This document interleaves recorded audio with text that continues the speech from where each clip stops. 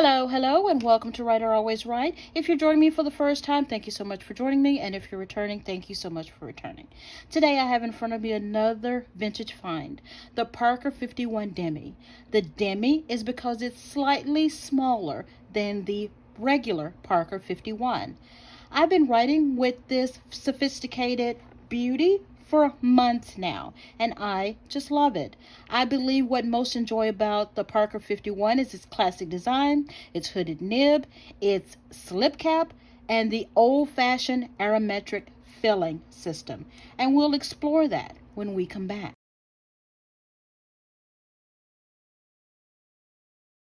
Parker 51 was named because research and development was completed in Parker's 51st year, in between 1888 and 1939.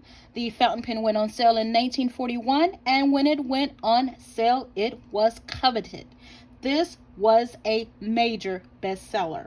Many people even bought just the cap and stuck it in their pocket just so that it would appear that they were writing with a Parker 51.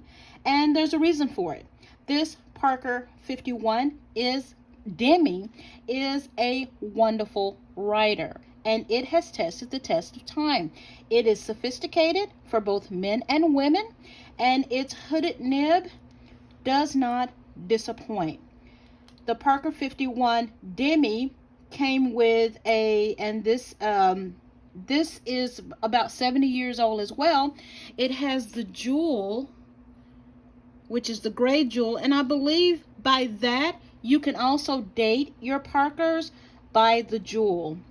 This Parker 51 Demi has definitely stood the test of time, and it has been through some wear and tear. The Made in the USA has basically just it's rubbed down. You won't be able to see any of it whatsoever. And there's a numbering system also on the Parkers in reference to it that has rubbed down as well. I did put it under the loop, and I was able to faintly see that it said Made in the USA. It had the number 5 on it as well, which I believe is also a dating method for your Parkers.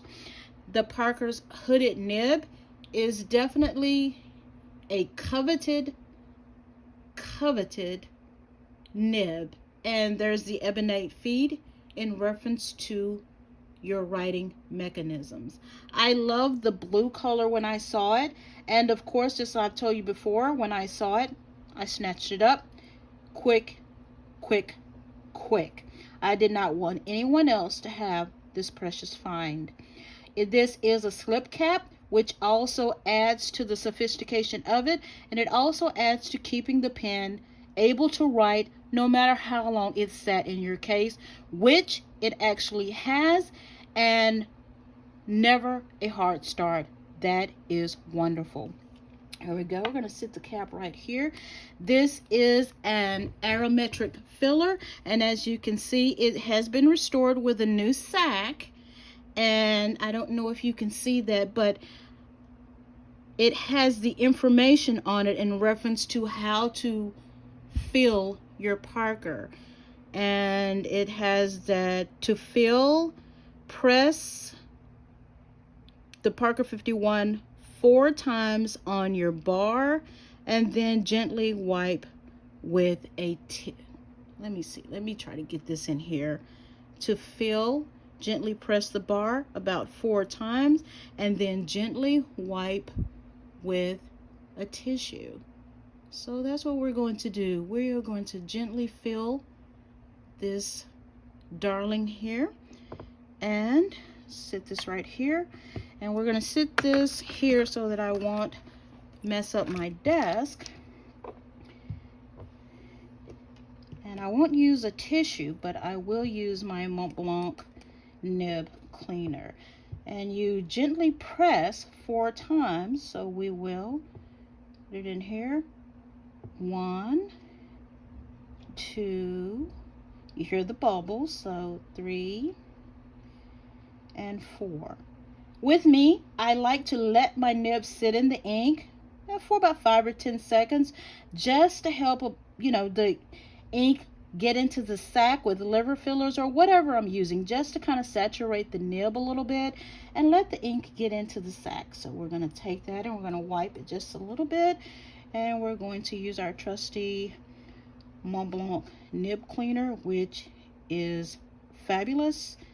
I tell you, it's only about maybe $10, and it's just, you don't have to worry about tissue and all the other things.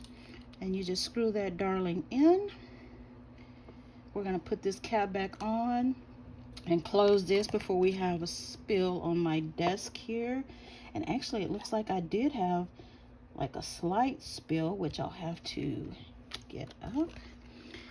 This is a, like I said, it's a demi size, which is about the size, I'm going to say, of my Waterman V2.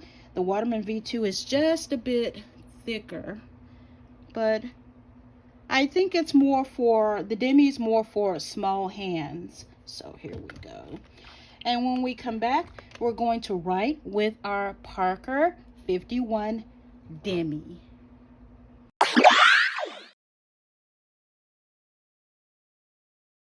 Okay, we're back, and the ink that I used is the Franklin Christoph Noir et Bleu. I'm sure that I am not pronouncing that right. I love using Franklin Christoph's inks for my vintage pens, though, because of the pH balance. This, it almost has a gray look to it to me, and I'll show you a little example of that. Put some on the paper here, move this over here, and then I will kind of zoom in on that just a little bit. That has a grayish hue to it with, oops, I'm making a mess here. It has a grayish tint to it with just a bit of some shading. And here we go. I am going to actually post this Parker 51 Demi. It posts very well, and I think, I really feel like it's meant for posting. Maybe it's not, but I just feel like it's meant for posting. So I'm going to post it, and get that. Nice and smooth, just a hint of feedback. The quick brown jumps. This is an extra fine, and this nib is a true extra fine. The Lazy Dog. The hooded nib basically keeps it from drying out, but it also helps dry the ink quickly. Let's put that there. So there is definitely fast writing with this darling keeping up. There's no need to worry about that. Reverse writing, maybe. Smooth with gliding across the paper with just barely a touch. I don't think that the Parker 51 is meant to be a heavy-handed writing experience, and I think that the hooded nib was made for that particular purpose, not to be a heavy-handed writing experience. A light glide. There's no line variation. It's not meant to be any kind of line variation with this extra fine. I absolutely feel really special when writing with this fountain pen. There's something nostalgic about it as well. I know I'm going on and on about the Parker 51, and some people hate the Parker 51 because of its basic style, but with me, I just love it.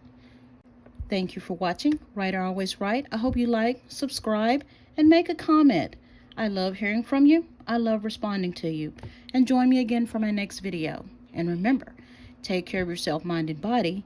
You only have one you.